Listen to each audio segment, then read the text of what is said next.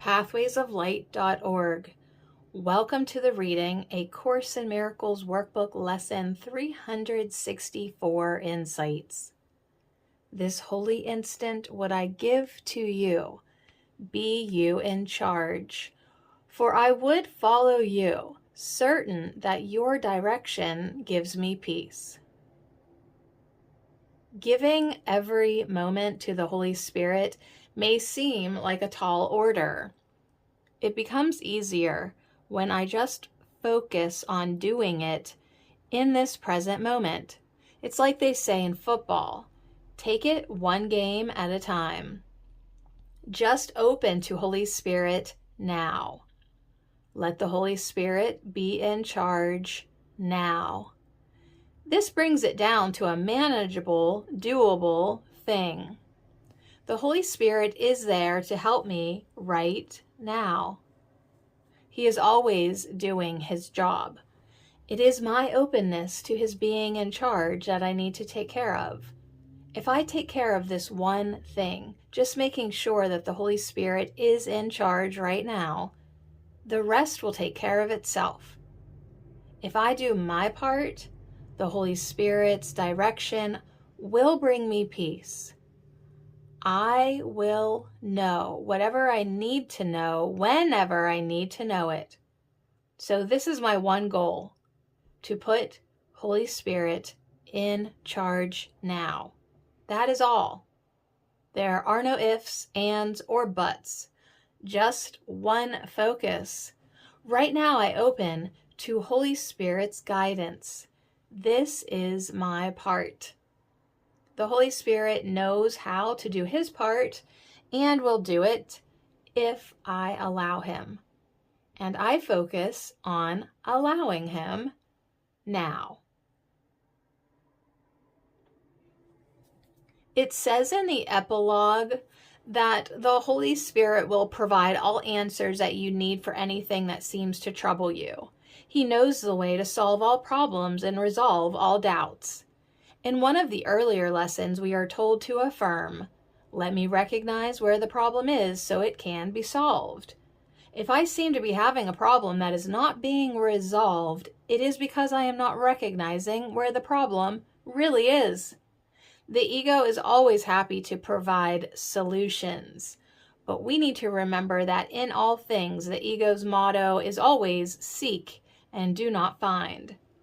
All of the ego's solutions are really delaying tactics, decoys to help us from searching where the solution really can be found.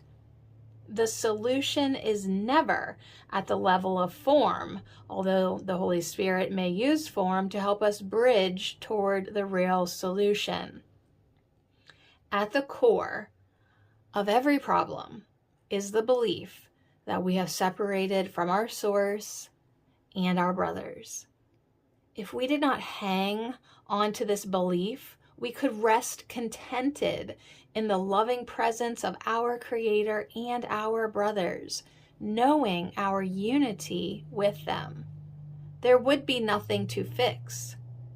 We have identified for so long with the ego thought system as reality that we do not recognize on our own where the problem lies. So we need help and we need an open mind. It is why the beginning lessons start training us to remember we do not know what anything means. As long as we are convinced that the meaning we have given what we see is real and true, we are not open to be taught. As we conclude the lessons for the year, we have been shown in many ways that we do not know how to correctly perceive anything. We have also been taught that we are not the isolated, separate identity that we thought we were. We have been told in many ways that we are God's Son, complete and healed and whole, shining in the reflection of his love. We are learning to open to a new image of what we are. The recognition of this is accelerated as we give each instant to the Holy Spirit to be our guide. He directs us with certainty and singleness of purpose to the one goal that brings us home to the heaven where we belong. It is a lesson worth learning. It is a lesson of freedom and of peace. Today I will follow, not lead, for it is my heart's desire to find myself. Sometimes I feel like my life is out of control. As I take a step back and look at this, I can see that it has most often happened when I said I wanted one thing and did another. An example would be that I would say I want to lose weight, and I will do it by following a specific diet. Then I would not follow the diet and start gaining weight instead. I start feeling anxious, all out of proportion with gaining a couple pounds, and I think this is because I feel helpless. I think I have no control over my life, even though that doesn't really make sense. What I have noticed as I have begun to turn my life over to the Holy Spirit is that in total surrender, I now feel as if I am in control of my life. Before, I sometimes felt like I was in a runaway car with no steering and no brakes. I was at the wheel, but the car wasn't going where I thought I wanted it. I think that one reason I resisted turning everything over to the Holy Spirit was that I feared losing control. I guess that need to feel independent and in charge of my own life is part of the ego strategy to get me to value separateness. How odd and unexpected it is to discover that surrender to God does not diminish my power, but actually increases it.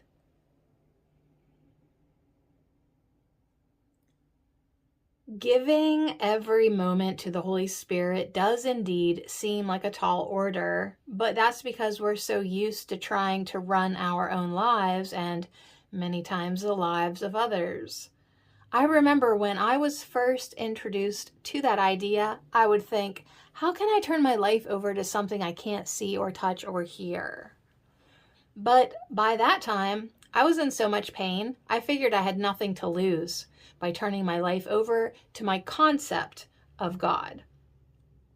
My life was in total chaos, so I knew I was doing something wrong, but I couldn't figure out what it was. It seemed like the harder I tried, the worse things got. Today I understand what being in that place of total surrender is where all your power is means.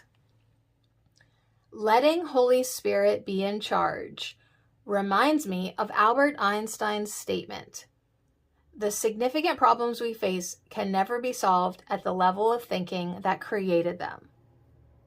By going to Holy Spirit, we are automatically, instantaneously at a level where no problem exists.